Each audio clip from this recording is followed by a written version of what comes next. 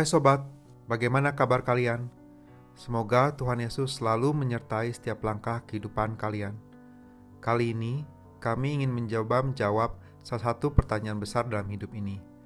Pertanyaannya adalah, mengapa hidup ini sulit? Beberapa tahun yang lalu setelah lulus dari kuliah di salah satu universitas di Australia, saya mencoba melamar pekerjaan. Puji Tuhan, saya diterima oleh salah satu perusahaan lokal. Perusahaan tersebut tidak besar secara jumlah karyawan, hanya ada 15 orang yang bekerja untuk perusahaan tersebut. Walaupun demikian, saya sangat bersyukur dapat bekerja secara full-time pertama kali di Australia. Salah satu yang unik dari perusahaan ini adalah kami dapat bekerja dari rumah tanpa harus datang ke kantor. Ya, ini sebelum pandemi terjadi loh, sekitar 6 tahun yang lalu. Jadi cukup unik ya. Perusahaan memberikan masa percobaan selama 3 bulan. Saya bekerja di perusahaan tersebut selama kurang lebih 5 bulan, lalu secara mendadak saya diminta untuk tidak datang kembali atau dipecat. Saat itu saya merasa bahwa saya telah bekerja dengan baik dan tidak melakukan kesalahan, sehingga saya meminta untuk keputusan tersebut dipertimbangkan kembali. Terutama saat itu terjadi, saya sedang menunggu visa tinggal tetap di Australia. Saya takut proses visa tersebut terhenti karena saya tidak memiliki pekerjaan. Saya yakin bahwa saya tidak sendiri mengalami hal seperti ini. Terkadang kita merasa bahwa usaha yang kita lakukan telah maksimal. Sobat mungkin sudah bangun pagi sebelum matahari terbit dan pulang larut malam untuk mencari nafkah bagi keluarga. Walaupun demikian, sepertinya kebutuhan terus datang dan waktu 24 jam rasanya tidak cukup dalam mencari uang. Belum lagi saat kita dihadapkan dengan berbagai macam masalah yang tidak terduga. Mungkin ada anggota keluarga yang sakit. Uang yang tadinya kita telah kumpulkan untuk kebutuhan lain harus digunakan untuk biaya berobat.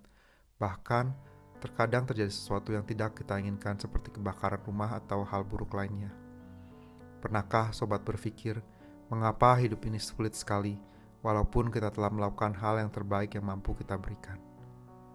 Kita merasa hidup ini sulit karena hidup kita tidak dirancang untuk mencari makan. Manusia diciptakan untuk pada mulanya diberikan tugas mengusahakan dan memelihara Taman Eden. Mengusahakan dan memelihara Taman Eden bukan tujuan hidup manusia. Hal ini hanyalah tugas yang diberikan Tuhan, bukan tujuan hidup. Kita akan membahas tujuan hidup manusia di renungan lainnya. Seperti dapat kita baca di Kejadian 2 ayat 15, Tuhan Allah mengambil manusia itu dan menempatkannya di dalam Taman Eden untuk mengusahakan dan memelihara taman itu. Taman Eden bukan seperti taman depan rumah kita loh, atau taman yang dibuat oleh manusia. Taman ini dibuat sendiri oleh Tuhan, seperti dapat kita baca di Kejadian 2 ayat 8. Segala pohon yang indah dan baik dimakan buahnya Tuhan sendiri yang meletakkan di taman ini. Taman ini memiliki 4 sungai yang memberikan kehidupan bagi setiap pohon dalam taman tersebut. Oleh karena itu, tugas manusia untuk merawat taman ini sangatlah mudah, bahkan mungkin dapat dikatakan tidak ada. Manusia tidak perlu menumbuhkan pohon baru karena seluruh pohon yang ada sudah berbuah. Sinar matahari dan air yang mengalir merawat pohon-pohon tersebut sehingga dapat terus berbuah tanpa perlu dipupuk atau diusahakan. Manusia tidak diciptakan untuk menanam atau menumbuhkan pohon, tapi hanya untuk merawat saja. Saat manusia jatuh dalam dosa, Tuhan mengutuk tanah sehingga tidak lagi memberikan nutrisi yang cukup kepada pohon. Manusia harus berusaha agar pohon dapat menghasilkan buah. Tanah memberikan semak dan duri, sehingga manusia harus mengusahakan tanah untuk mendapatkan buahnya agar dapat dimakan dan bertahan hidup. Seperti dapat kita baca di Kejadian 3 ayat 17-18. Apa yang telah terjadi di Taman Eden tidak dapat kita putar kembali. Tuhan tidak dapat menarik firman-Nya. Manusia tidak bisa kembali ke Taman Eden dan harus bersusah payah mencari makan dan kemudian mati. Akan tetapi, Tuhan adalah Bapa yang baik. Ia tetap memberikan jalan untuk kita kembali kepadanya. Bapa kita yang baik menjadi manusia dalam rupa Tuhan Yesus Kristus yang gantikan kita di kayu salib. Tuhan Yesus melakukan apa yang tidak dapat dilakukan oleh Adam. Tuhan Yesus menjadi jalan kebenaran dan hidup. Hanya melalui Tuhan Yesus kita dapat kembali kepada Bapa dan hidup dalam kekekalan.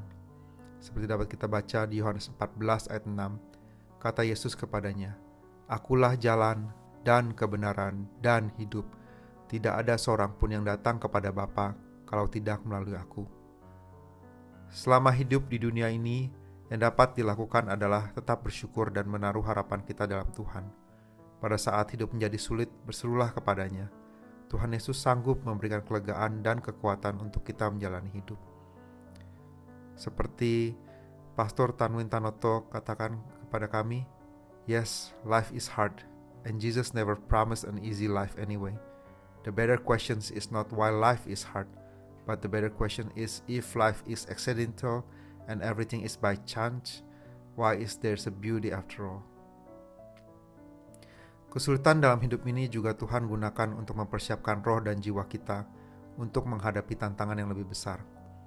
Kita tidak dapat mengetahui apa yang Tuhan rencanakan di masa depan. Oleh karena itu, tetaplah bersyukur atas apa yang kita punya saat ini dan selalu berharap kepadanya. Teman kami, Gaby Gabriela berkata, I believe there's a reason for every challenge in your life to build you and prepare you for the next step in your life. Saat saya kehilangan pekerjaan, orang-orang terkasih mengingatkan untuk berseru kepada Tuhan. Saya mengikuti apa yang disarankan dan banyak berdoa. Puji Tuhan, 1 minggu kemudian saya mendapatkan pekerjaan kembali.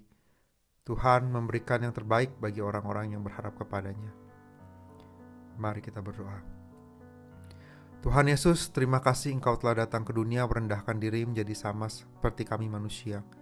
Terima kasih Engkau telah mati untuk kami di kayu salib dan menyediakan jalan kami kembali kepadamu.